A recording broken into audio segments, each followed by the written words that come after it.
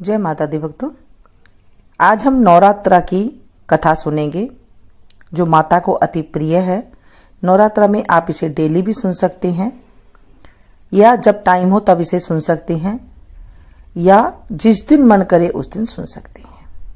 बोलिए मैया रानी की जय। ये कथा बहुत ही पौराणिक है। बृहस्पति जी बोले, हे ब्राह्मण, आप अत्यंत बुद्धिमान, सर्वशास्त्र और चारों वेदों के जानने वाले में श्रेष्ठ है। प्रभु कृपा कर मेरा वचन सुनो। चैत, अश्विन, माघ और आषाढ़ के शुक्ल पक्ष में नवरात्रा का व्रत और उत्सव क्यों किया जाता है? हे भगवान, इस व्रत का क्या फल है? किस प्रकार करना उचित है? और पहले इस व्रत को किसने किया है, सो विस्तार से कहो। बृहस्पति जी का ऐसा वचन सुनकर ब्रह्मा जी कहने लगे कि हे बृहस्पति, प्राणियों के हित करने की इच्छा से तुमने बहुत अच्छा प्रश्न किया है। जो मनुष्य मनोरथ पुण्य करने वाली दुर्गा, महादेव, सूर्य और नारायण का ध्यान करते हैं वे मनुष्य धन्य हैं। यह नवरात्रा व्रत संपूर्ण कामनाओं को पूर्ण करने वाला है। इसके करने से पुत्र चाहने वाले को पुत्र, धन चाहने वाले को धन, विद्या चाहने वाले को विद्या और सुख चाहने वाले को सुख मिलता है। इस व्रत के करने से रोगी मनुष्य को रोग दूर हो जाता है और कारोगार में बंद हुआ मनुष्य बंधन से छूट जाता है। मनुष्य की तमाम विपत्तियां दूर हो जाती है और घर में संपूर्ण संपत्तियां आती है। बंध्या और काक बंध्या को भी इस व्रत के करने से पुत्र की प्राप्ति होती है। समस्त पापों को दूर करने वाले इस व्रत के करने से कौन सा मनोरथ है जो सिद्ध नहीं हो सकता? जो प्राणी इस अलभ्य मनुष्य की देह को पाकर भी नवरात्रा का व्रत नहीं करता है वह माता पिता से हीन हो जाता है और वह अनेक दुखों को भोगता है। उसके शरीर में कुष्ठ हो जाता है, अंगहीन हो जाता है, उसके संतानोत्पत्ति नहीं होती है, संतान उत्पत्ति में उसे दिक्कत आती है। इस प्रकार वह मूर्ख अनेक दुख भोगता है एवं इस व्रत को न करने वाले अभागे मनुष्य धन और धान्य से रहित होकर भूख और प्यास के मारे पृथ्वी पर घूमता फिरता है।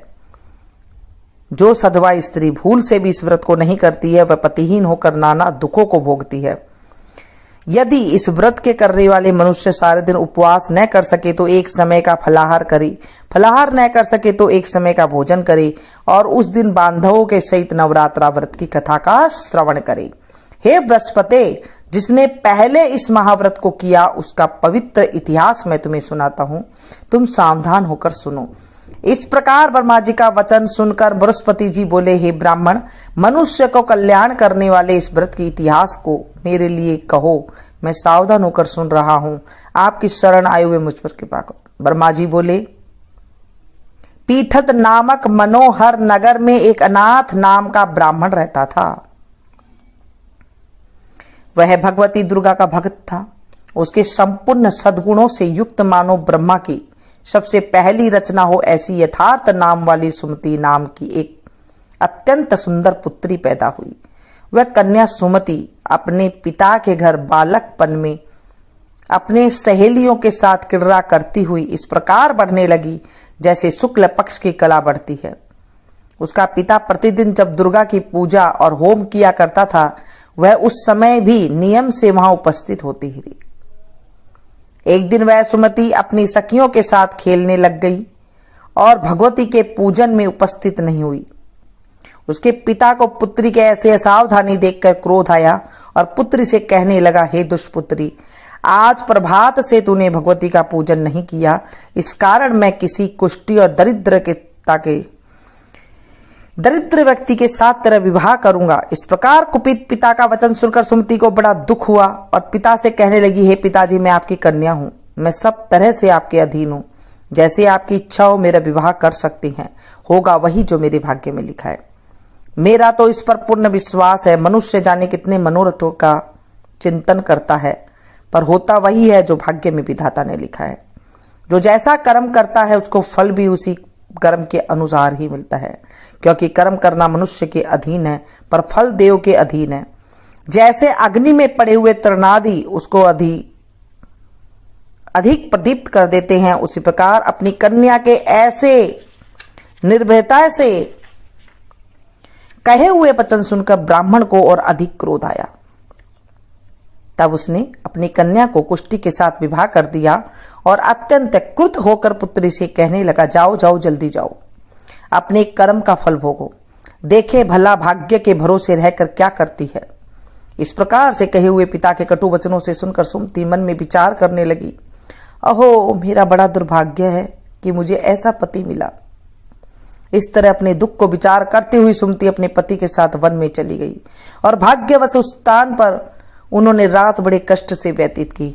उस गरीब बालिका की ऐसी दशा देखकर भगवती पुण्य के प्रभाव से पूर्व में पुण्य के प्रभाव से प्रकट होकर सुमति से कहने लगी, हे ब्राह्मणी, मैं तुम पर प्रसन्न हूं, तुम जो चाहे सो वरदान मांग सकती हो, मैं प्रसन्न होने पर मनवांछित फल देने वाली हूं। इस प्रकार भगवती दुर्गा का वचन सुनकर ब्राह्मणी के कहने लगी कि आप कौन हो जो मुझ पर प्रसन्न हुई हो, यह सब मेरे लिए कहो, मैं अपनी कृपा दृष्टि से मुझ दीन दासी की कृतार्थ करो। ऐसा ब्राह्मणी के वचन सुनकर देवी कहने लगी कि मैं आदि शक्ति हूं और मैं ही ब्रह्म विद्या और सरस्वती हूं। मैं प्रसन्न होने पर प्राणियों के दुख दूर कर उनको सुख प्रदान करती हूं। हे ब्राह्मणी, मैं तुझ पर तेरे पूर्व जन्म के पुण्य के प्रताप से प्रसन्न हूं। मैं तुम्हारे पूर्व जन्म का वृत्तांत सुनाती हूं, सुनो। तू पूर्व जन्म में निषाद भील की स्त्री थी और अति पतिव्रता थी। एक दिन तेरे पति निषाद ने चोरी की। चोरी करने के कारण तुम दोनों को सिपाहियों ने पकड़ लिया और ले जाकर जेल खाने में कैद कर दिया।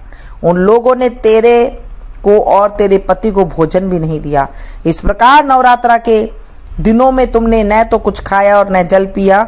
इस प्रकार के 9 दिन तक नवरात्र का व्रत हो गया। हे ब्राह्मणी, उन दिनों में जो व्रत हुआ उस व्रत के प्रभाव से प्रसन्न होकर तुम्हें मनवांछित वस्तु दे रही हूं।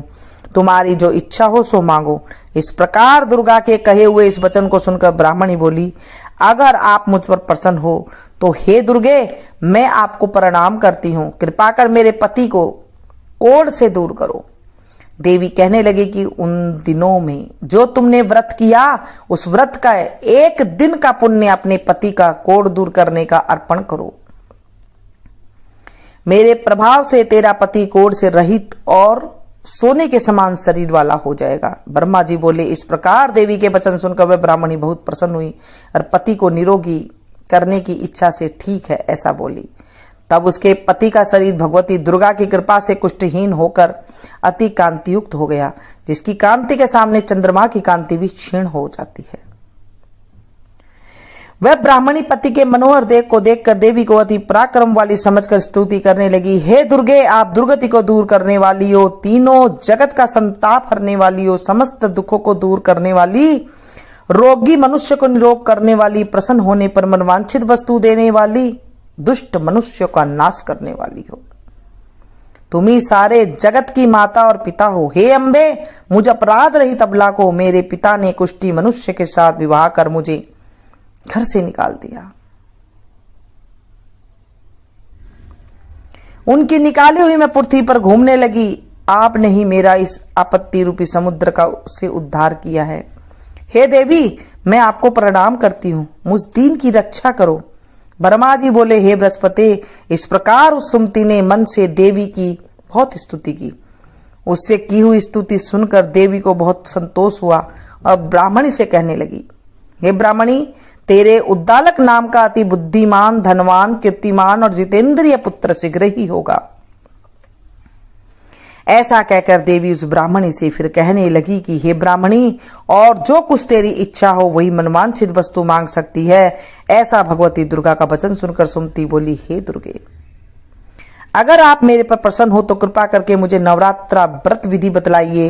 हे दयावती, जिस विधि से नवरात्रा व्रत करने से आप प्रसन्न होती हैं उस विधि को और उसके फल को मेरे से विस्तार से वर्णन करो।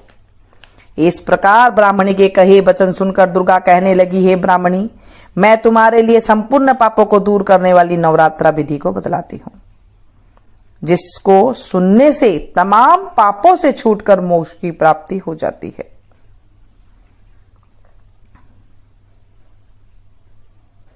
अश्वनी मास के शुक्ल पक्ष की प्रतिपदा से लेकर चैत्र मास की शुक्ल पक्ष की प्रतिपदा से लेकर 9 दिन तक विधि पूर्वक व्रत करे। यदि दिन भर व्रत न कर सके तो एक समय फलाहार करे, ब्राह्मणों से पूछकर घट स्थापना करे और वाटिका बनाकर उसको प्रतिदिन जल से सींचे। महाकाली, महालक्ष्मी और महासरस्वती इनकी मूर्तियां बनाकर उनको नित्य विधि सहित पूजा और पुष्पों से विधि पूर्वक अर्घ दे। बिजोरा के फूल से अर्घ देने से रूप की प्राप्ति होती है और जायफल से कीर्ति और दाग से कार्य की सिद्धि होती है। आंवले से सुख और केले से आभूषण की प्राप्ति होती है। इस प्रकार फलों के अर्घ देकर यथाविधि हवन करे।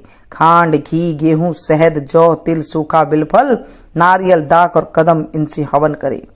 गेहूं से होम करने से लक्ष्मी की प्राप्ति होती है। खीर से, चंबा के फूलों से धन और पत्तों से तेज और सुख की प्राप्ति होती है। खांड, घी, नारियल, शहद, जौ और तिल इनसे तथा फलों से होम करने से मनवांछित वस्तु की प्राप्ति होती है। व्रत करने वाला मनुष्य इस विधान से होम और आचार्य को अत्यंत नम्रता के साथ प्रणाम करे और यज्ञ की सिद्धि के लिए उसे दक्षिणा दे। इस महाव्रत के पहले बताई हुई विधि के अनुसार जो कोई कार्य करता है उसके सब मनोरथ सिद्ध हो जाते हैं। इसमें तनिक भी संशय नहीं है। इन 9 दिनों में जो कुछ दान आदि किया जाता है उसका करोड़ों गुना फल मिलता है। इस नवरात्रा के व्रत करने से ही अश्वमेध यज्ञ की फल प्राप्त मिलता है। हे ब्राह्मणी, इस संपूर्ण कामनाओं को पूर्ण करने वाले उत्तम व्रत को तीर्थ, मंदिर अथवा घर में विधि के अनुसार करे। ब्रह्मा जी बोले, हे बृहस्पति, इस प्रकार ब्राह्मणी के व्रत की विधि और फल बताकर देवी अंतर्ध्यान हो गई। जो पुरुष या स्त्री इस व्रत को भक्ति पूर्वक करता है इस लोक में सुख पाकर अंत में दुर्लभ मोक्ष को प्राप्त होता है। हे बृहस्पति, यह दुर्लभ व्रत का महात्मा मैंने तुम्हारे लिए बतलाया है। ऐसे ब्रह्मा जी के वचन सुनकर बृहस्पति जी आनंद के कारण रोमांचित हो गए और ब्रह्मा जी से कहने लगे कि हे ब्राह्मण, आपने मुझ पर अति कृपा की है जो अमृत के समान इस नवरात्रा व्रत का महात्म बतलाया सुनाया। हे प्रभु, आपके बिना कौन इस महात्म को सुना सकता है। हे बृहस्पति जी के वचन सुनकर ब्रह्मा जी बोले, हे बृहस्पति, तुमने सब प्राणियों के हित करने वाली इस अलौकिक व्रत को पूछा, इसलिए तुम धन्य हो। यह भगवती शक्ति संपूर्ण लोकों की पालन करने वाली है। इस महादेवी के प्रभाव को कौन नहीं जानता है। बोलिए अम्बे मैया की जय, जगदम्बे मैया की जय, शेरा वाली माता तेरी सदा ही जय। मामूरा दे पूरी कर दे हलवा बांटूंगी, मामूरा दे पूरी कर दे हलवा बांटूंगी, मामूरा दे पूरी कर दे हलवा बांटूंगी। जोत जगा के सबको मना के मैं मनाऊंगी, हदर पे आऊंगी, मामूरा दे पूरी कर दे हलवा बांटूंगी। भक्तों, आज हमने माता की कथा का श्रवण किया है। माता की कथा का श्रवण करने से, सुनाने से, सुनने से, हुंकारा भरने से हमारे जीवन के कष्ट की निवृत्ति होती है। नवरात्रा में हम कुछ भी करते हैं, आप इस कथा को ज़्यादा से ज़्यादा शेयर कीजिएगा ताकि आपको भी सुनाने का फल मिल सके और आपको भी जो है कष्ट से निवृत्ति मिल सके। मिलती हूँ फिर से एक नई वीडियो में नई जानकारी से। अगर आपने मेरे चैनल को अभी तक सब्सक्राइब नहीं किया तो प्लीज कर लीजिएगा। पास में जो बेल आइकन है उसे जरूर प्रेस कीजिएगा। इससे होगा ये जब भी जैसे भी मैं कोई वीडियो अपलोड करूंगी उसकी जानकारी आपको तुरंत मिल जाएगी और आप कोई भी वीडियो को मेरी मिस नहीं कर सकेंगे।